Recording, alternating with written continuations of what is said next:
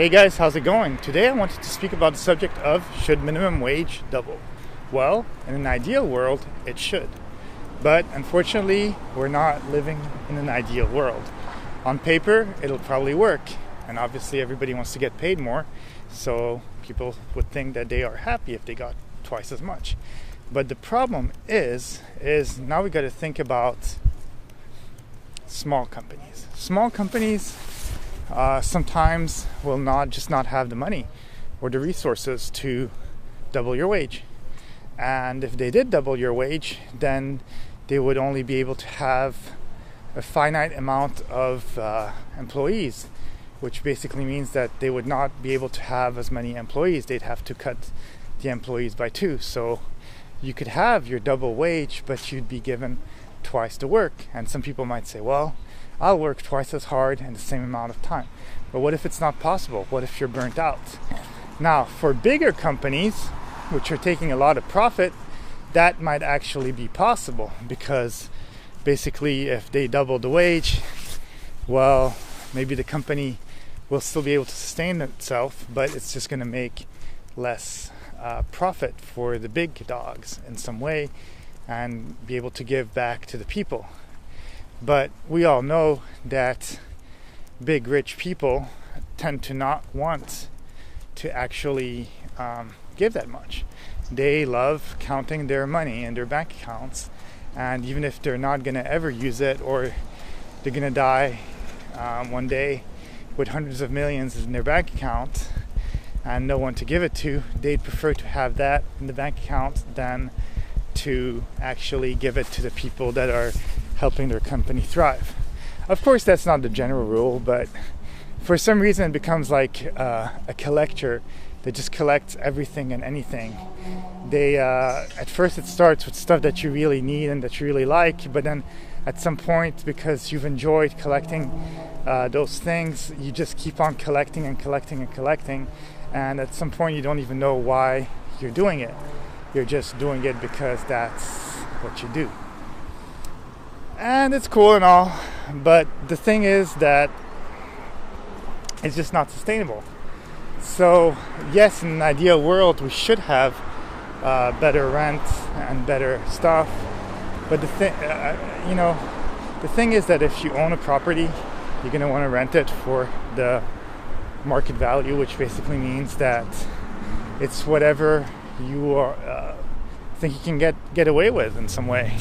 If you think you can get away with renting an apartment for $600 or renting an apartment for $800, you're going to still want to do it. And it's kind of like the same thing with companies. If they think that they can get away with paying people $5 an hour, why would they pay them $10 an hour? No matter what's the life needs money-wise are for that society and that place. It just doesn't really flow that way. It just doesn't work that way, unfortunately. I wish it did, but it doesn't. So the thing is that it's not as simple as saying, hey, I'm gonna double what I give my employees and I'll still be able to sustain myself. Everybody wants more money, but the thing is that maybe at the place of just doubling minimum wage, if that makes sense, is what if we found a way to actually live better amongst the people that we're living with? What if we actually found a way to share more the wealth, so that it doesn't have to be a minimum wage issue anymore? It becomes how can I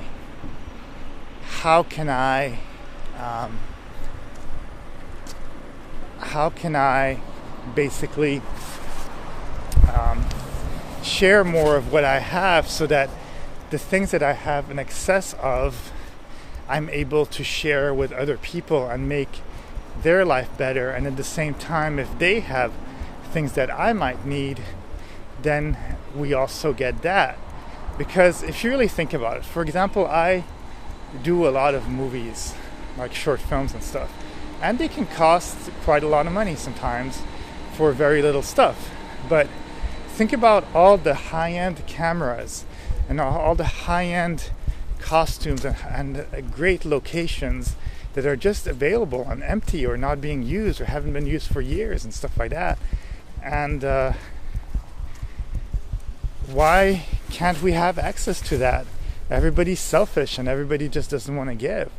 But at the same time, strength comes in numbers. And if people were willing to, it's like the voting, if you're not willing to participate in society and everything's me, then it just gets kind of sad. Of course, the fact is that some people work really, really hard for what they get. I think most people do. And they think that, well, why should I pay more money or why should I give so much?